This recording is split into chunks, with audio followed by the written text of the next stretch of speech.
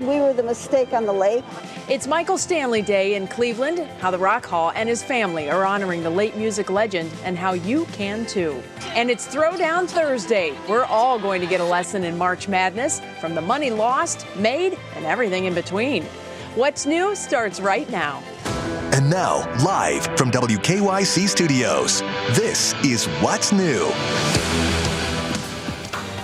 And we begin this day at 5 with breaking news. This is a live scene in Parma, where police just confirmed that a 5-year-old boy was killed this afternoon. Police arrested a man they believe is the boy's father in connection to his death. Police are still investigating what happened. We will bring you the latest details on air and on WKYC.com. And on that very sad news, we welcome you to another edition of What's New alongside Betsy Kling. I'm Jay Crawford. Betsy, hello to you. Jay, it's certainly, it shakes you when we start with stories like that. So, of course, our crews are out getting the latest, and we won't report anything that hasn't been confirmed, most certainly. But we'll get you more information on that. That's a tough way to start, isn't it? But, you know, we do have a lot to get to today, starting with a high wind warning that we are keeping a very close eye on. The winds have not yet started to pick up, but the skies are certainly turning gray. We have rain that is starting to move in, and the winds of change will really, well, they're really going to pack quite a punch, especially as we get into tomorrow morning. Matt Standridge is in for Matt Wentz this afternoon. And Matt, we were really keeping an eye on these wind gusts, which are damaging wind gusts expected tomorrow morning. And a lot of times we were looking, how high is it going to go? Exactly what time can you expect the wind? And like you just mentioned, it's not too bad out there right now, and it's probably not going to be too bad for the next couple of hours. That wind is really going to pick up just after midnight. So when you're going to bed tonight and you think, hey, the wind's not too bad, it's going to pick up. We promise, especially for that morning commute. Headed to work, headed to school, very, very windy. It's all thanks to this large storm system that continues to produce a lot of severe weather towards our south. Matt Wentz is helping one of our sister stations in Memphis stay with them with those severe storms. But what the biggest problem for us won't be the thunderstorms. We may get a couple tonight and early tomorrow morning, but it's the wind. And as this low pressure center gets closer to northeast Ohio, that wind is really going to pick up. Gusts could be up to 60 miles per hour. On top of that, we have some rain coming in, and a few thunderstorms may be possible overnight, but a high wind warning, like Betsy just said, in place area-wide with gusts up to 60 miles per hour, especially tomorrow morning. Jay, we're going to have the latest on this coming up. All right, Matt Standridge, thanks. We'll see you in just a few minutes. Well, another big story we are following today is one we actually discussed yesterday, and that's the rising COVID numbers here in Ohio, despite the fact that 1 in 4 Ohioans have now been vaccinated. Today's new cases come in at 1,501, and while that's down more than 300 cases from yesterday, our rolling 14-day average actually ticked up to 1,517. More significantly, though, and we told you this yesterday, this was expected. The new number was released today by the governor of cases per 100,000. And as I told you we expected it would yesterday, it actually went up from last week's number. Last week, the number was 143.8 cases per 100,000. Today, that number is up 146.9. It's troubling because, remember, we were seeing for the better part of 2 months that number getting smaller and smaller each week. In fact, the governor had set as a goal of 50 cases per 100,000 in order to remove all of the state's COVID-19 restrictions. According to the state's COVID vaccine dashboard, which is down today, it's still estimated that we have now vaccinated 3 million Ohioans, and that accounts for 25% of our total population. Laura Queso joins us now from the newsroom. Laura, you and I have talked extensively off air about this number, the cases per 100,000. And as I mentioned, we had seen that number come down dramatically week to week over the last couple of months, but now that trend has officially ended, at least for now.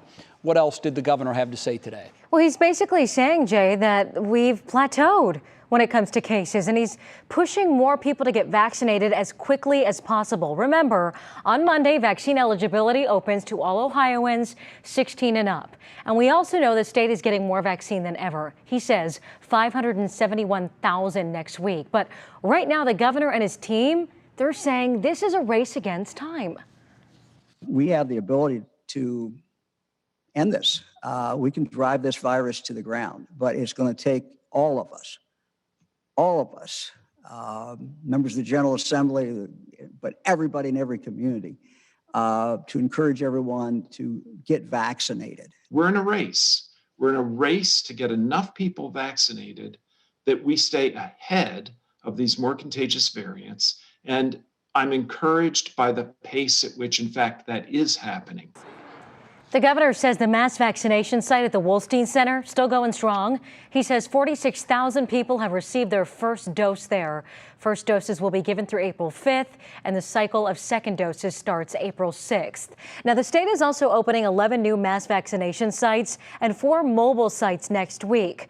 Among those, the Summit County Fairgrounds will have 5,000 doses per week available, and the former Dillard's at the Southern Park Mall in Mahoning County will have 2,500 doses per week.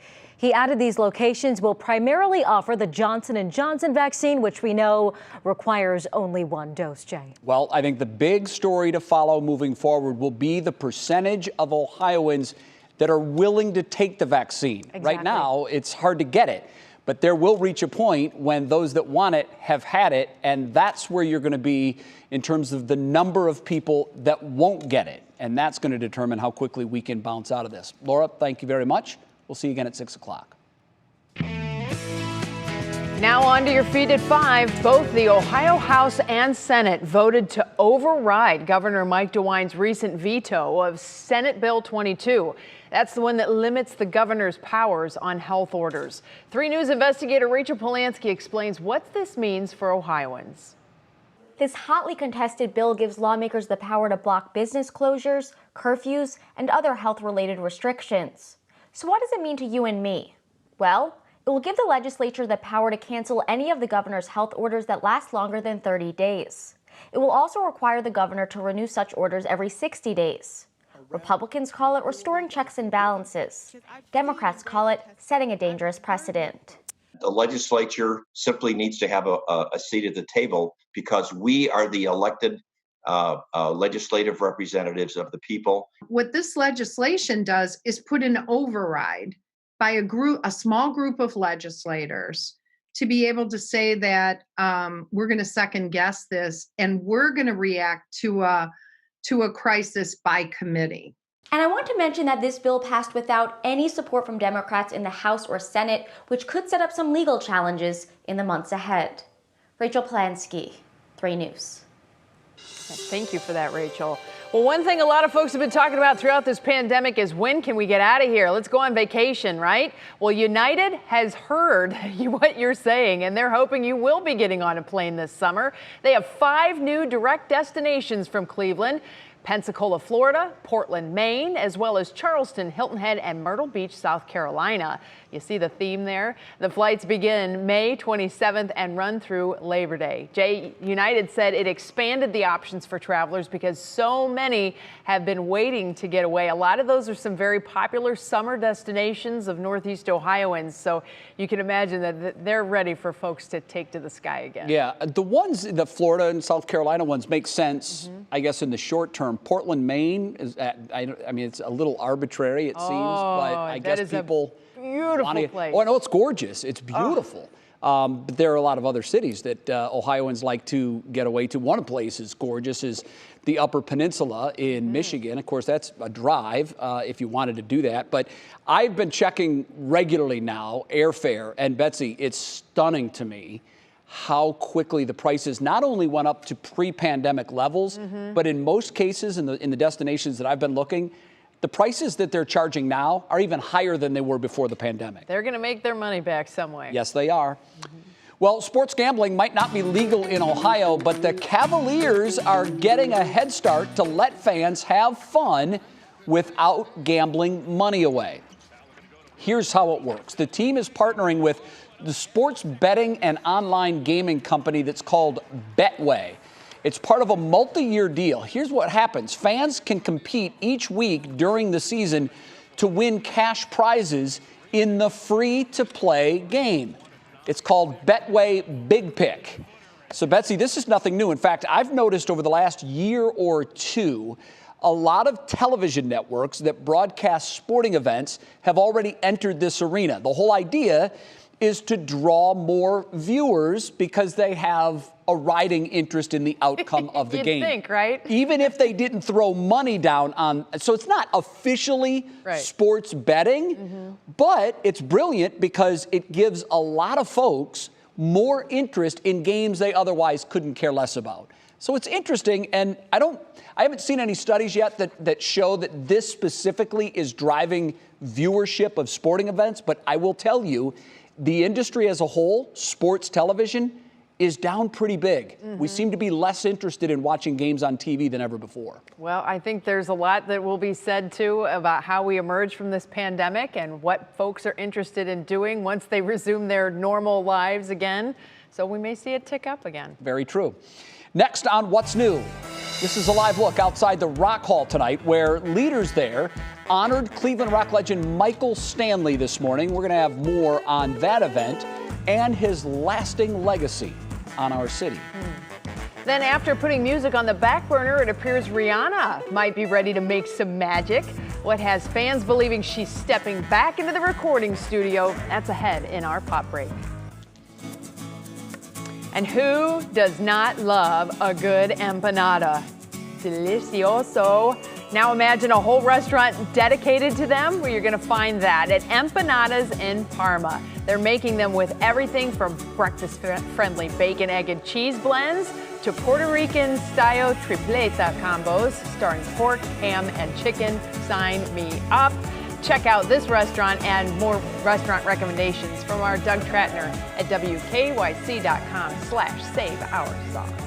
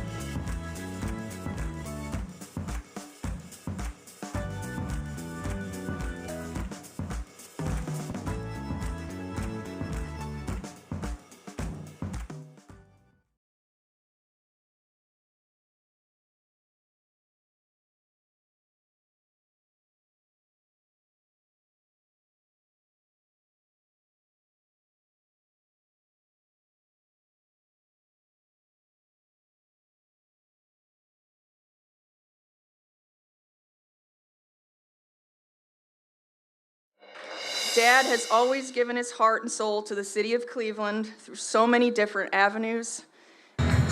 That was Sarah Sharp, daughter of the late Cleveland music legend Michael Stanley. Did you hear a similarity in her voice to his? I did. You know, the dialect was exactly the same. It was stunning. Wow. She addressed a crowd of hundreds outside the Rock Hall who were there to celebrate Cleveland's first official Michael Stanley Day on what would have been his 73rd birthday. Betsy, inside the museum, there's now a special display honoring Michael Stanley's 50 years in the music industry. How cool is that? Outside, people left messages of what Michael meant to them. He also meant a lot to our Mike Polk Jr. Today, Mike takes a look back at Stanley's life and the major impact he had on our city. Happy first annual Michael Stanley Day, everybody. I trust you also have your decorations up. It occurred to me that there's an outside chance a few of our viewers might not know what this is all about, or possibly who Michael Stanley even is. I mean, we all know who he is. But maybe you're some guy from out of town who just flew in from Tulsa to visit your aunt, and now you're watching this saying, hey, who's this Michael Stanley guy? And what makes him such a big deal that he's getting his own holiday? I've never heard of him. First of all, watch your tone, Tulsa. You're a guest here. Secondly, the reason you might not have heard of Michael Stanley is because he's not for you. He's for us.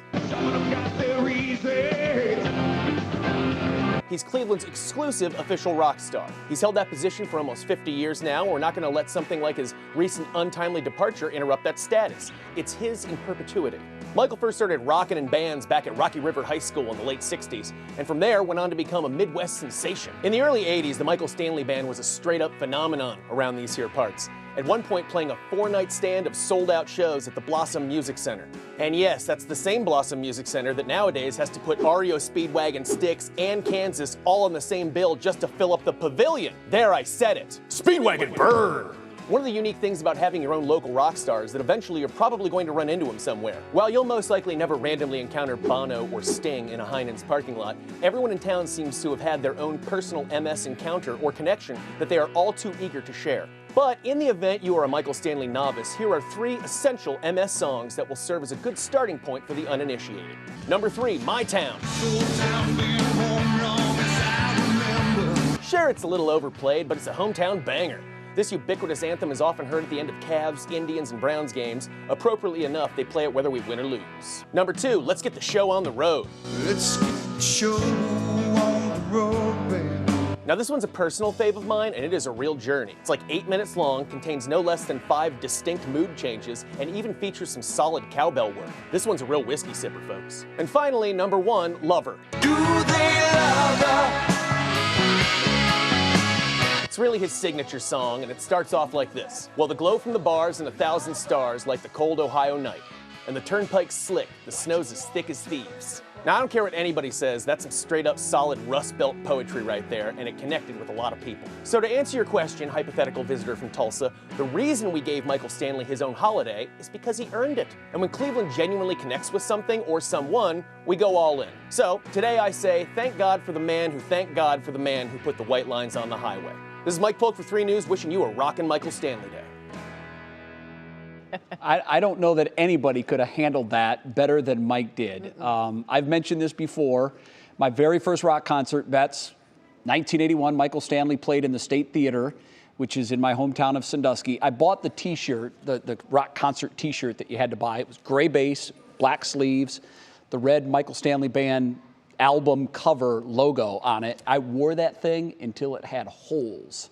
And I can still go back to that moment when he started playing that night, and I was hooked for life. Well, I love when Polk said he's not for you, he's for us. Like, he is ours. He's our guy, right? And I just think that's so perfect. Have you ever had a conversation with someone not from the Cleveland area about why Michael Stanley is who he is to us? There's a lot of conversations I have with people who are not from Cleveland that just don't understand Cleveland. They don't get it. Period. There's a whole list of things that they don't quite get. I had a Jersey buddy ask me once about Michael Stanley, and I said, look, you guys had the boss, and he translated nationally.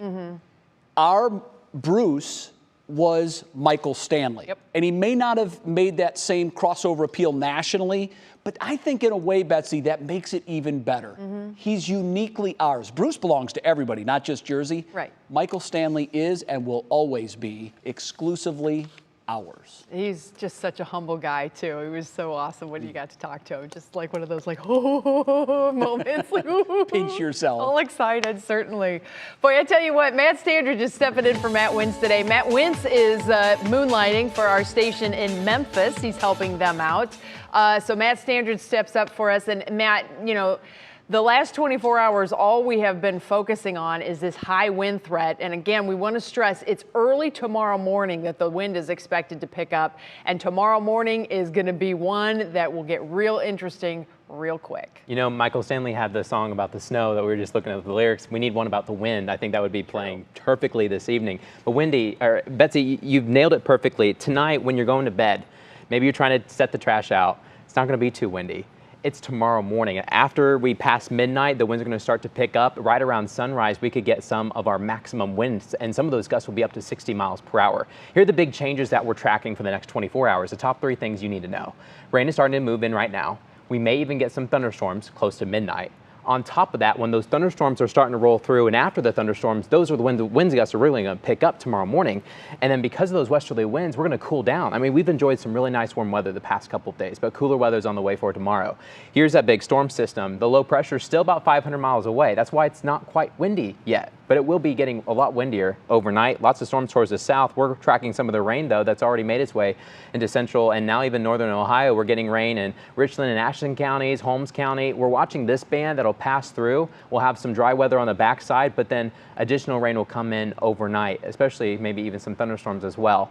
Here's that high wind warning where the orange color shows. That's everyone. Everyone is going to get those high winds overnight and into early tomorrow morning. Technically, it expires going into the noon hour tomorrow. Here's some of the strongest wind gusts that we're going to expect during the windiest time from 6 a.m. to noon.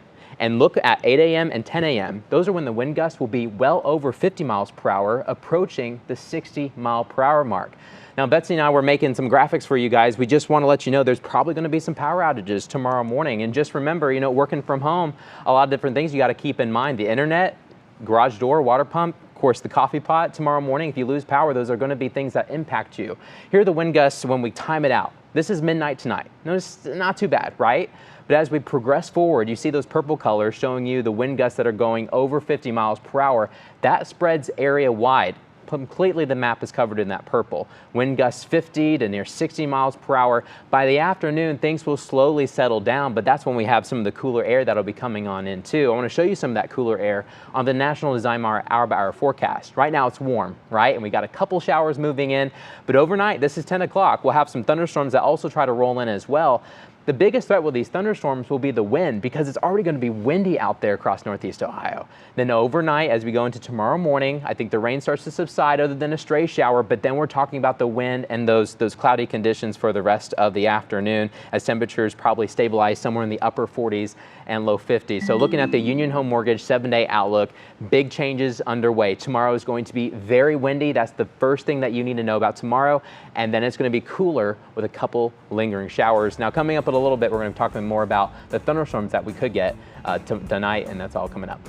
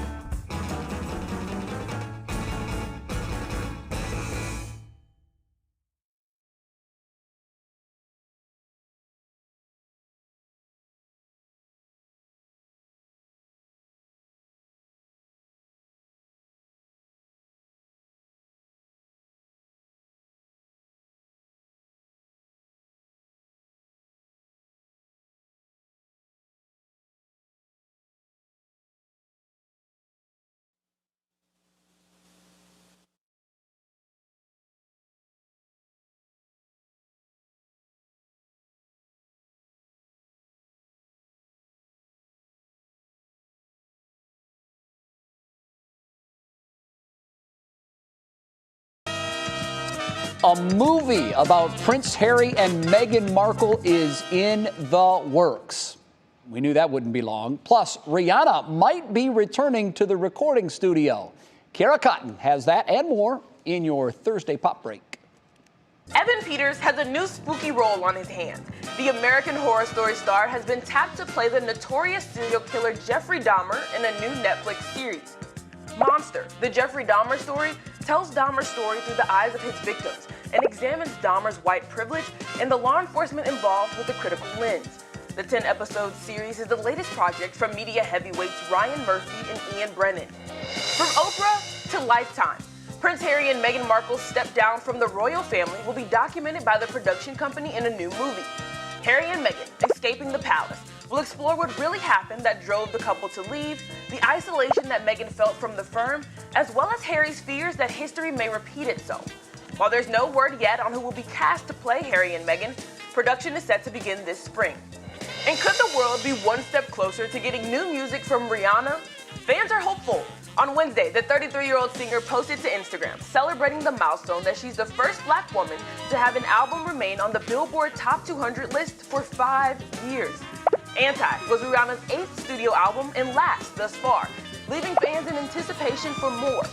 One fan in the comments suggested that the Barbados native celebrate by releasing a new song, and in a shock to many, she agreed. But she made sure to clarify that it would only be one song. While music has been on the back burner for Rihanna, her Fenty Cosmetics line and lingerie brand continue to grow in popularity. So if she decides to never release music again, she's earned her place as an entertainment mogul. Back to you guys. Good stuff. Thanks so much, Kara. Well, since many pet owners spent the last year working out at home, I think you'll find this relatable. A man is attempting to bench press at a CrossFit gym, but this little coworker not having it. Obviously, that just puts the man right in the dog's line of sight, and the dog says, well, then you must want to pay attention to me right now. Jay, I think the other option, of course, would be that the dog is saying, you got this, you got this. A little cheerleader action. Yeah, two things jump out at me. One, is there anything cuter than a golden puppy? Number two, the man was bench pressing the bar. Just the bar, no weights. I'm not sure he needed the encouragement of his golden that you can do this. Maybe he was doing pull downs. Maybe. It looked like bench pressing to me. A few plates on each side would have been nice. I'm just saying. I'm just saying. It was a little odd. I hope he doesn't work out that way daily. And I guess it's better than not working out at all. That'd be me. All right. Next on What's New, many of us are itching to go to concerts again, see friends, or just take a trip. We're going to tell you what the CDC is recommending you do and don't do once you're fully vaccinated. And trade season is officially over for the NBA. How the Cavs roster is looking when What's New returns.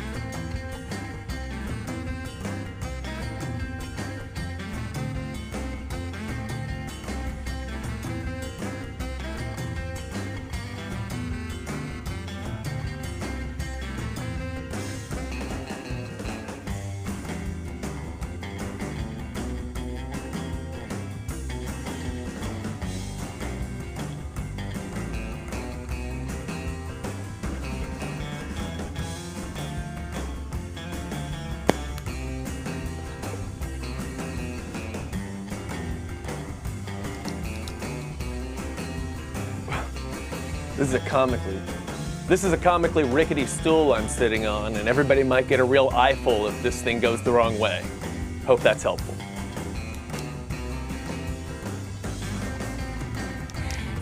I'm sure it'll be.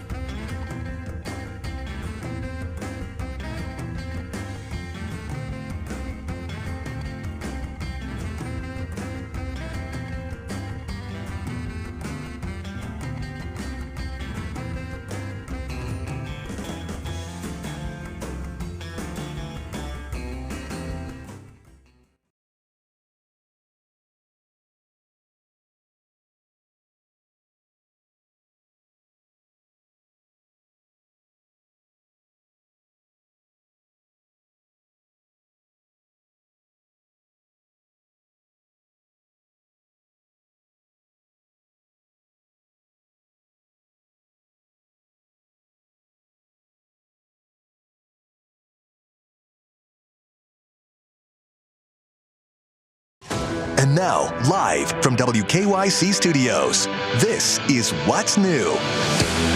Well, welcome back to What's New, everybody. Happy Friday Eve to you. I'm Betsy Kling alongside Jay Crawford. Betsy, I'm going to blow your mind, but today is the last Thursday of March. That is crazy. It really is. That's it. And how about this? 1 week from right now, the Cleveland Indians will have one game, real game, weather permitting, in the books. Their season opener is next Thursday when they play at the Detroit Tigers, 1 o'clock. Can't believe it's here. It's that time. I know. And, you know, when we have temperatures at 70 degrees and nice light breezes, you're thinking, yeah, okay, it can happen. Here we go. Keep in mind, it gets a little volatile this time of the year, so we're certainly going to be keeping an eye on that forecast and, of course, the home opener forecast, too. We do begin this half hour, though, with 3 things that you need to know. Today, the man accused of killing 10 people at a grocery store in Colorado appeared in court. Ahmad Alisa is being held without bond at the county jail. He's facing 10 charges of first-degree murder. Prosecutors say they will be filing more charges in the coming weeks. The defense team asked for a mental illness assessment ahead of that preliminary hearing. They also asked to examine the evidence.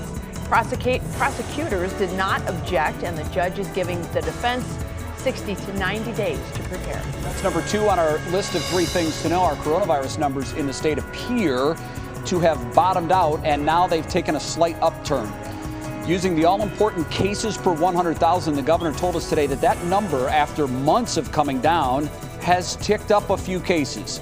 We had gotten down to a low of 144 cases per 100,000. That was last Wednesday, but today the governor telling us that that number now has moved up to 147 per 100,000, and that's so disheartening to many Ohioans because it appeared that we were fast-tracking to get to that 50 per 100,000.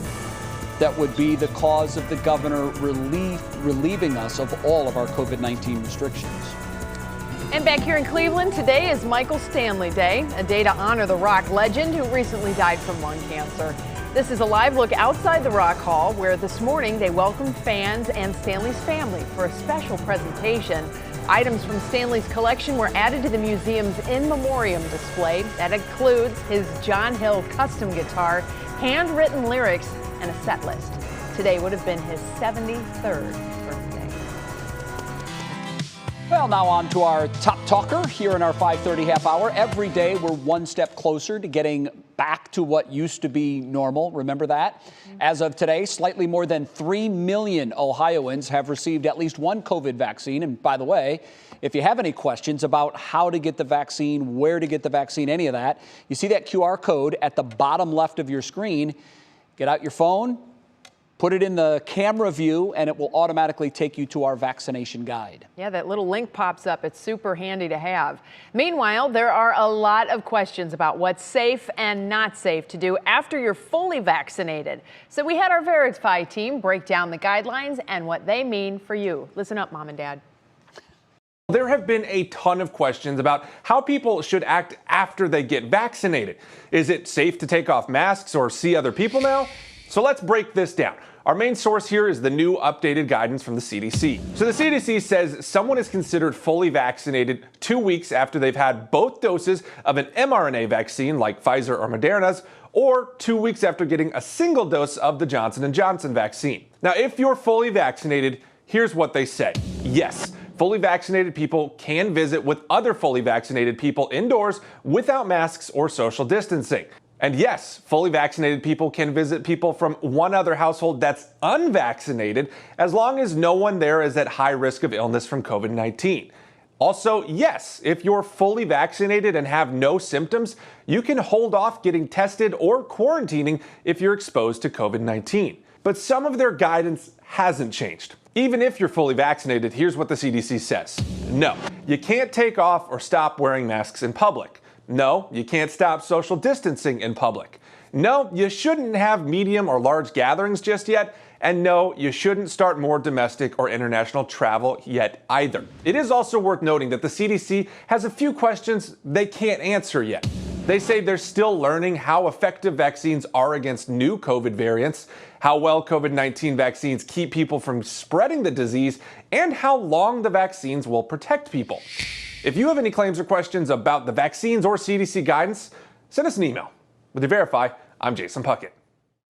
All right, I'm going to be honest. That was a little less clear than I hoped it would be. Well, because you it's can do, but this. It's the CDC though, Bets. I mean, unfortunately, I think our reporter did a great job of laying out what the guidelines are. The problem is this: the guidelines are anything but simple. And here's my fear, and I hope this doesn't become our reality. I've had conversations in the last week with grown adults who are not going to be vaccinated. And the number one reason they tell me they are not going to take the vaccine is because their life won't change. They use as their argument, still can't travel, still have to wear masks, still can't go to gatherings. Why should I bother? And so I believe at some point we're going to get to a threshold, whatever that percentage is, and then I hope we at least look closer at this, because if it's a deterrent for people getting the vaccine, that could be a problem. Well, here's the bottom line for me. You have a lot less chance of getting really, really sick if you have the vaccine.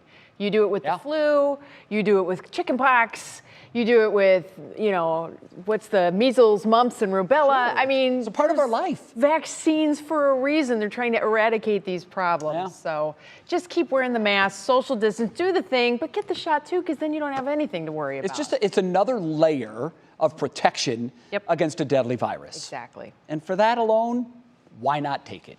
Yep. All right, off the soapbox. Another sign, Bets, that there is light at the end of this very long COVID tunnel. The Olympic torch relay started overnight in Japan. This obviously is a huge tradition that happens every year the Olympics take place. For 121 days, it will travel across 98% of the country of Japan. It will be in the hands of 10,000 torchbearers. Final destination, of course, Tokyo. It will arrive on the night of July 23rd, just in time for the opening ceremony to the 2021 Olympic Games. Betsy, the flame was lit last March in Greece. That happens all the time, of course, the site of the first Olympic Games. They kept the flame in Japan lit over the last year, and the relay is finally here. Thank goodness. I wonder who gets to pay for that gas bill. We didn't account for this in the budget. Well, the Olympic budget is pretty big. So here's the deal, and this was so disappointing for me. As you know, my son Corey is training to try to make the Olympic team as a long jumper. He also competed at the 2016 Olympic trials, just missed making the team. Disheartening for me as a parent, hoping to watch my son if he is lucky enough to compete in the Olympics. Last week, the Olympic Committee and officials in Japan said they will not be allowing spectators from other countries to enter Japan. That is very disheartening. That's our world. We understand that. And then there's this rule, and I'm not making this up. Spectators that go, which will all be from Japan, can clap, but Betsy, they cannot cheer. Are they going to be golf clapping, or is this like the... I have no idea. Watch and learn. Fierce clapping. I don't know what else they're going to be able to do. No cheering. It'd be like a press box. All right. Still ahead on what's new. And it's amazing how interest in the Cavaliers, Betsy, has waned in the last few years, isn't it? 2016 to me seems like 100 years ago. It's hard to remember. It really is, because the Cavs are a shell of that team. They made a move today before the trade deadline. Hard to argue that it made them better. We'll tell you what the move was coming up in Clicking in Cleveland. And are you more likely to win the lottery twice or score a perfect March Madness bracket? Ooh, that's a good question. I'll go with lottery twice. Yeah, we're going to find out in Throwdown Thursday.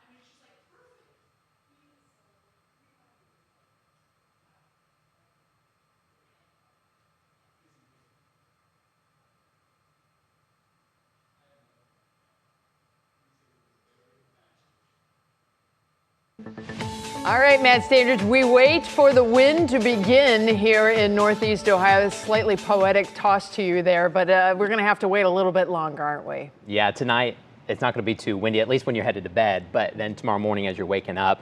Betsy and I were actually talking about all the different things that are going to be impacted with a strong wind, and one of those was the bridges. And we were talking, one of the first things I noticed moving to Ohio is that you guys have some really tall bridges. I'm thinking of the 480 bridge specifically, but tomorrow morning as you're headed out the door, whether it's for work or school or anything that you have planned, it's going to be very windy with those high wind warnings, gusts up to 60 miles per hour. A lot of times the sustained wind will be closer to 30 to 40, but this is area wide. Everywhere you see that orange color, we have that high wind warning. So as you're driving tomorrow morning, your car is going to be shaking a little bit thanks to those southwesterly winds eventually turning more westerly.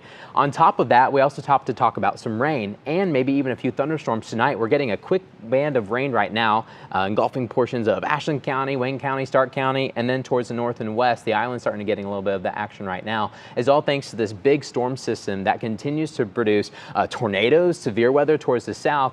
We're not expecting too bad of severe weather. We're just expecting really, really strong winds to the point where the winds will be strong enough, that you could classify it as a severe thunderstorm warning at times just because they're going to be so intense. Here are the top 3 things that you need to know. So the rain's moving in now, and then we'll get some thunderstorms overnight. Then the winds really pick up. Once again, gusts up to 60 miles per hour, and then the winds are going to bring much cooler air. I want to show you those winds specifically. That's our biggest talker. Wind gusts are shown on the map. You're going to see that purple color just engulf Northeast Ohio. This is 4 o'clock tomorrow morning.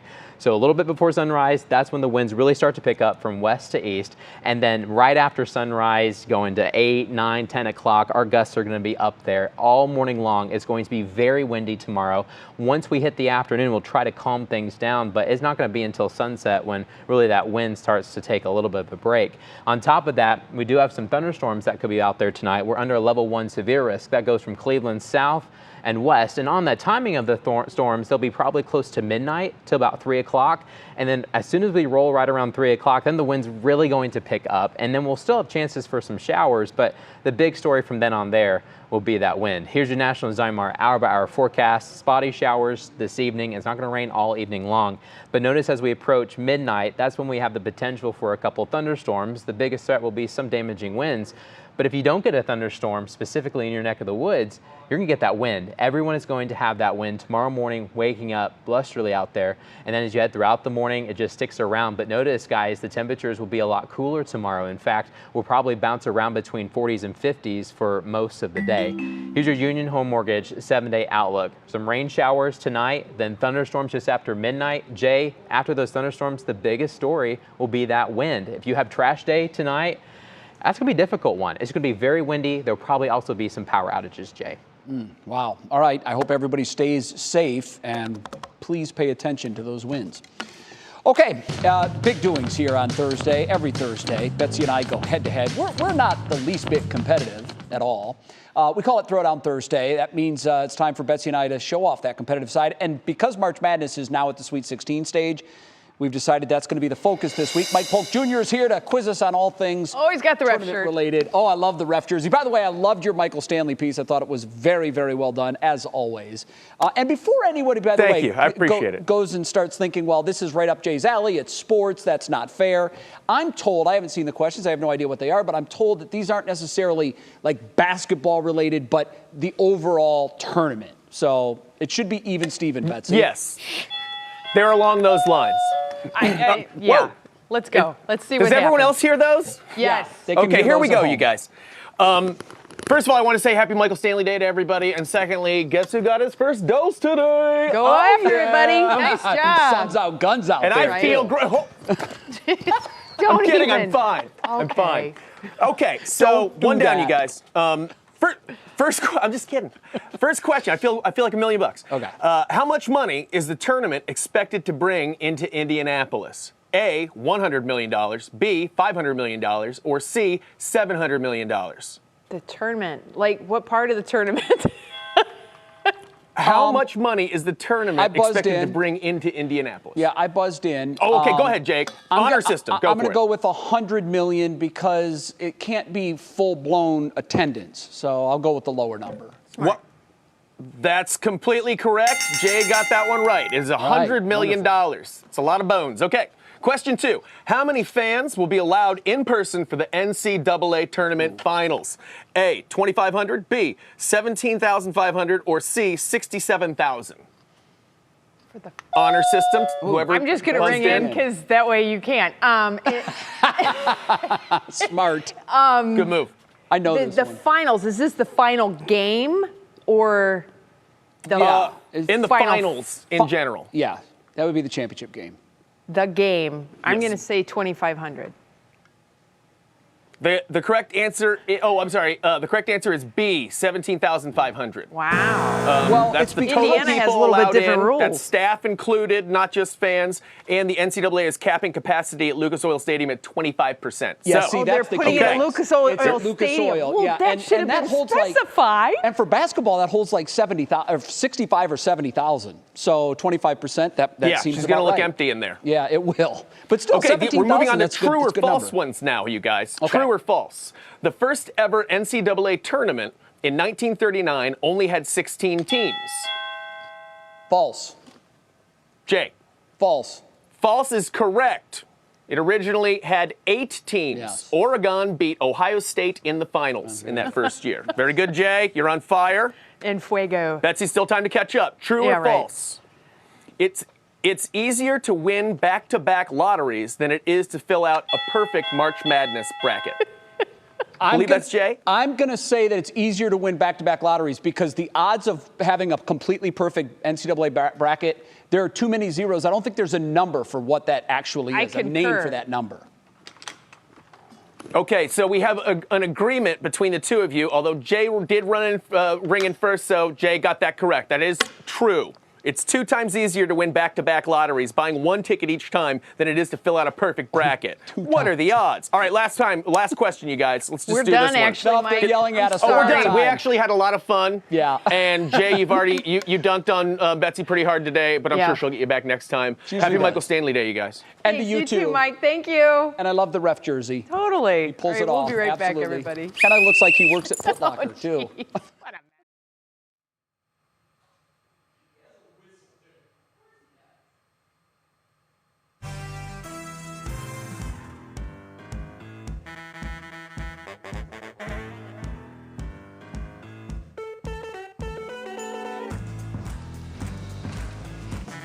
Okay. Mic check. The trade deadline has come and gone, and the Cavs swapped somebody before the bell.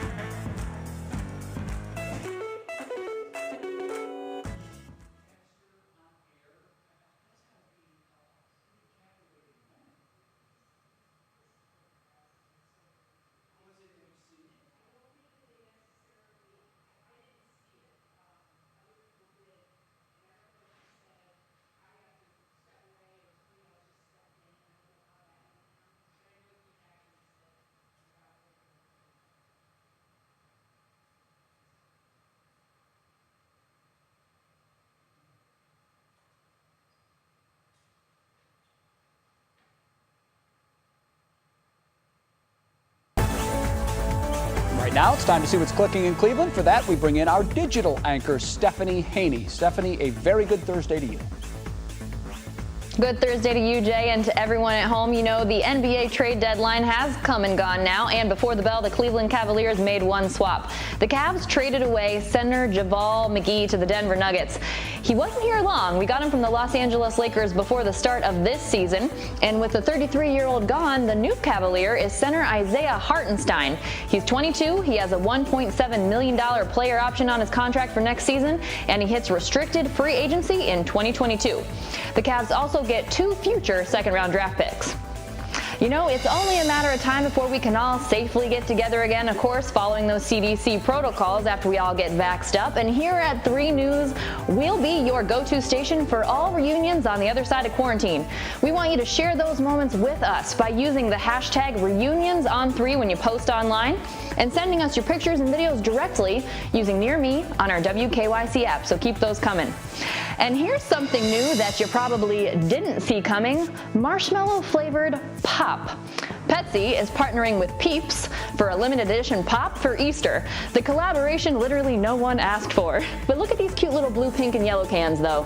Now, you can't buy this, but you can win one of these special mini can 3-packs by posting pictures of you with Peeps, tagging Pepsi, and using the hashtag #HangingWithMyPeeps. You know, there is so much that I love about this, from the packaging to the puns, and so much that I don't love about marshmallow-flavored pop. Jay and Betsy, I think we filed this one under just because you can doesn't mean you should. What do you guys think? Yeah. I mean, what comes to mind for me is sugar coma. I mean, that is going to be so much sugar. I'm not a big fan of Peeps to begin with. It reminds me of the Mentos, when you put the Mentos into a pop bottle. Oh, and this is what I see happening with everybody. Yeah. Yikes. I don't know that we needed that. But Stephanie, thank you very much. We appreciate it. Well, coming up next, we're going to introduce you to Jake from State Farm. Okay. Not the real Jake from State Farm. I'm talking about a dog. This incredible story that got him adopted and out of the shelter. Oh. Look how cute. Then coming up on What Matters Most at 6, aging out of the system. A look at the options available to help young adults as they turn 18 and have to leave foster care.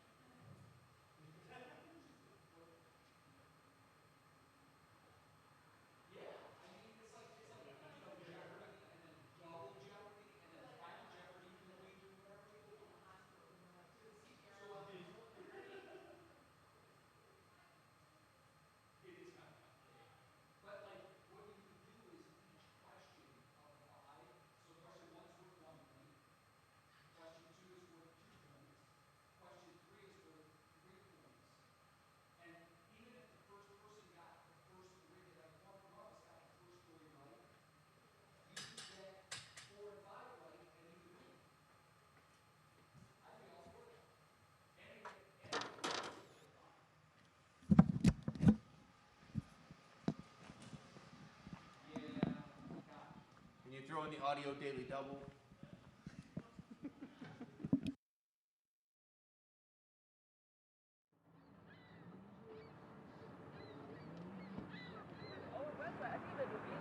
Yeah. Oh, really? Yeah, I think that's why I thought that. Check 1 2 3 4 5. Brandon's microphone. We're talking about Michael Stanley here downtown. We're outside the Rock Hall, where earlier we had a celebration. You're welcome. Oh, listen, I can remember that. The mic picked me up from here. You gotta keep that in mind. Smack.